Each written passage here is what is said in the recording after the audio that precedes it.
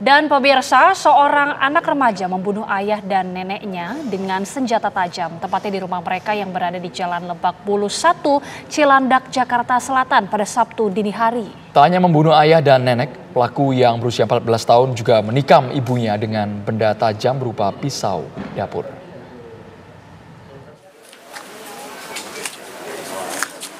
Warga Komplek Perumahan Lebak Bulus 1, Cilandak, Jakarta Selatan dikejutkan oleh peristiwa pembunuhan yang dilakukan seorang anak remaja berusia 14 tahun pada Sabtu dini hari. Pelaku menggunakan benda tajam berupa pisau untuk melukai ayahnya dan neneknya hingga akhirnya tewas. Tak hanya itu, sebelum melarikan diri, ia juga melukai ibunya sehingga mengalami pendarahan dan luka parah di beberapa bagian tubuh. Beruntung sang ibu selamat dan dilarikan ke rumah sakit. Aksi pelaku dipergoki oleh tetangga yang mendengar teriakan korban meminta tolong. Setelah sempat melarikan diri sejauh 500 meter, pelaku berhasil diamankan petugas keamanan perumahan. Teman nimpah, tersangkanya keluar katanya, pelakunya. Saya inisiatif, karena di sini teman udah ngamanin, saya keluar ngejar sama teman saya satu, ketangkeplah di sebelum lampu merah, Karangtengah sini. Korban yang punya rumah gitu. Awalnya kata dia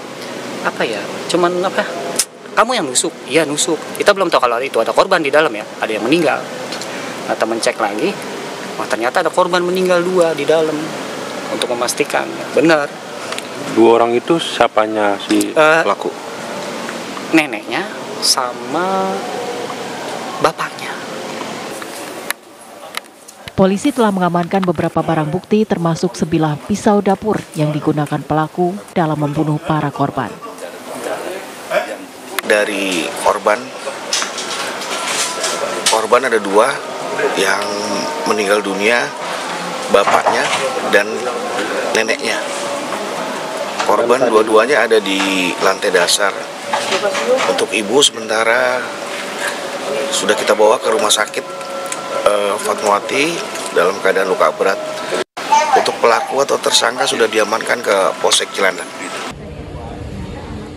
Saat ini pelaku yang masih duduk di bangku SMA masih menjalani pemeriksaan oleh Satreskrim Polres Metro Jakarta Selatan. Polisi juga masih mendalami motif pelaku menghabisi anggota keluarganya. Sementara jasad kedua korban yakni ayah dan nenek pelaku dibawa ke kamar jenazah Rumah Sakit Polri Kramat Jati untuk diotopsi.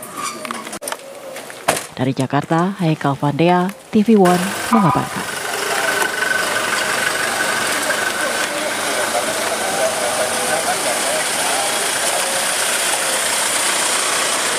Peristiwa pembunuhan yang dilakukan remaja usia 14 tahun terhadap keluarganya di Lebak Bulus, Jakarta tentunya mengundang tanya.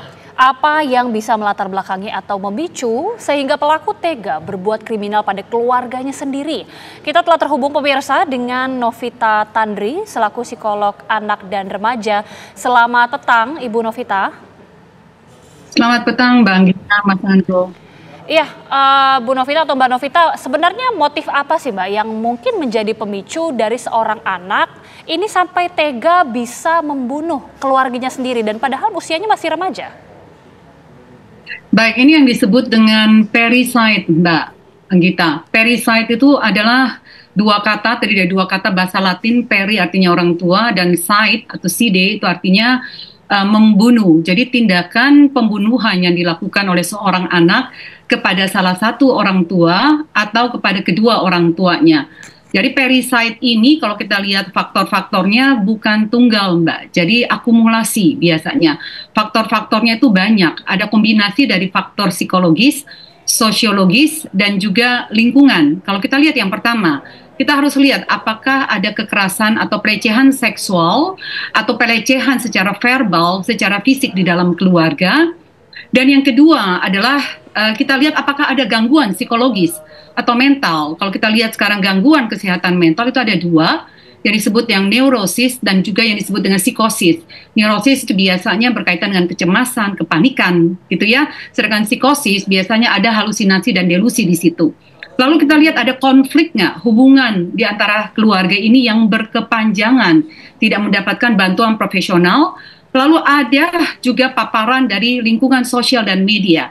Jadi tontonan paparan kekerasan bisa ada di sana dan juga pengaruh dari pertemanan, Mbak. Jadi kita harus lihat di sini, kalau lihat dari faktor ekonomi dan materi, kelihatannya berasal dari keluarga yang menengah, jadi mungkin tentang materi kita bisa taruh kesampingkan dulu tentang motif keuangan ini. Dan yang lain adalah kecanduan, Mbak, penyalahgunaan narkotika, nabza ya, apakah ada di sana dengan alkohol dan lain sebagainya. Bisa juga dilihat mungkin kaitannya dengan judi online, keputusasaan atau kehilangan harapan. Jadi kombinasi dari 7 hal ini sangat mungkin bisa menyebabkan seseorang melakukan apa yang disebut dengan parricide. Yang lebih dominan yang mana, Mbak Novita? Karena tega membunuh bisa dikatakan darah dagingnya sendiri, orang tua kandungnya. Ya, kalau saya melihat gabungan ini, akumulasinya, kombinasi ini, yang pertama saya bisa melihat adalah dari gangguan kesehatan mental dan jiwa, Mbak, Mas Andro. Tetapi memang harus didalami dulu asesmennya, harus diadakan screening untuk mengetahui lebih lanjut, lebih dalam. Karena memang kalau kita memakai kewarasan gitu ya, pemikiran kita sebagai orang yang tidak mengalami ini, kita akan merasa bahwa ini di luar nalar. Seseorang tidak mungkin melakukan ini, tetapi dengan mendalami motifnya lebih dalam lagi, yang saat ini pelaku MAS ini 14 tahun belum bisa bicara, jadi masih diam, masih sulit untuk dikorek keterangannya, Mas. Jadi kita mungkin menunggu. Saya juga sudah berkoordinasi dengan Mas Kombes Ade Ari Putra untuk bisa bertemu langsung dan mengorek langsung dari Ananda ini. Iya,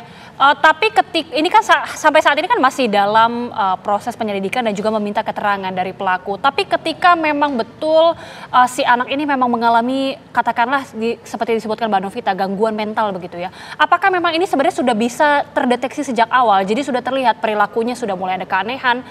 Seperti apa ciri-cirinya sebenarnya? Sebenarnya Mbak Anggita, bagus sekali pertanyaannya. Sebenarnya ada gejala, Mbak, ada simptom sebenarnya yang ditunjukkan oleh pelaku. Kalau kita lihat Ananda ini yang 14 tahun, yang mungkin tidak terdeteksi oleh orang-orang dekatnya. Karena kebanyakan anak-anak ini begitu beraktivitas di sekolah, pulang, itu ada di kamar. Jadi sulit untuk bisa mengutarakan apa yang dirasakan.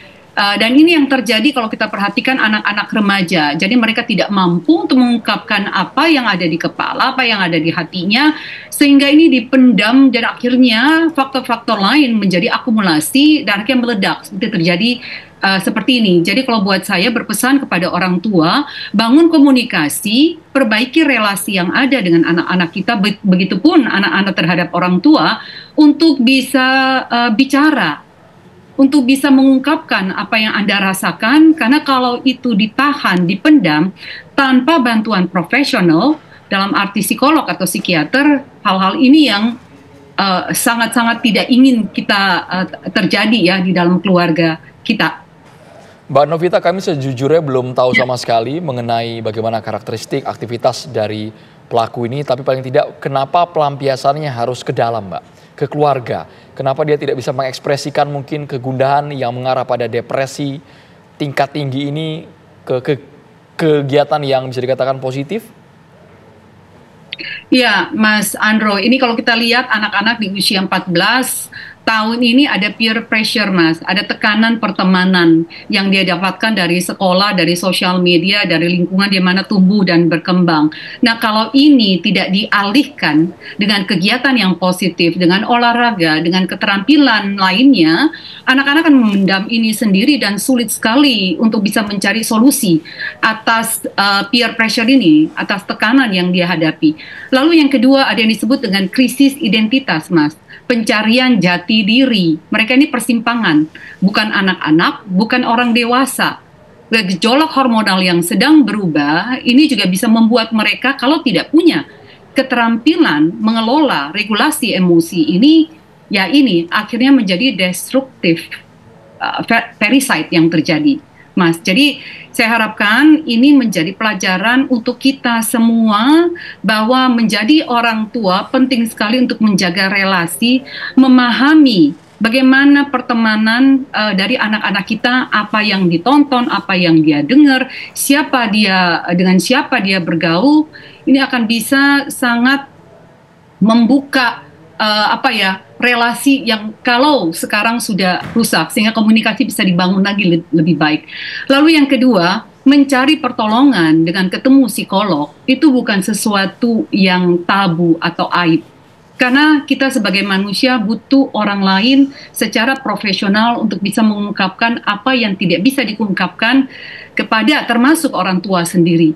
Jadi tidak sampai sudah kronis seperti ini, dan hal ini bisa terjadi. Sekali lagi kita masih butuh untuk mendalami motif dari pelaku Ananda MAS ini, tetapi sekaligus kita juga belajar dari sini, dari faktor-faktor yang tadi kami sebutkan. Baik, tentunya ini menjadi evaluasi bersama dan kita tentunya masih menunggu pendalaman pelaku dari pihak kepolisian. Tapi terima kasih sekali lagi Mbak Novita Tandri selaku psikolog anak dan juga remaja sudah bergabung bersama kami di Kabar Petang. Selamat petang.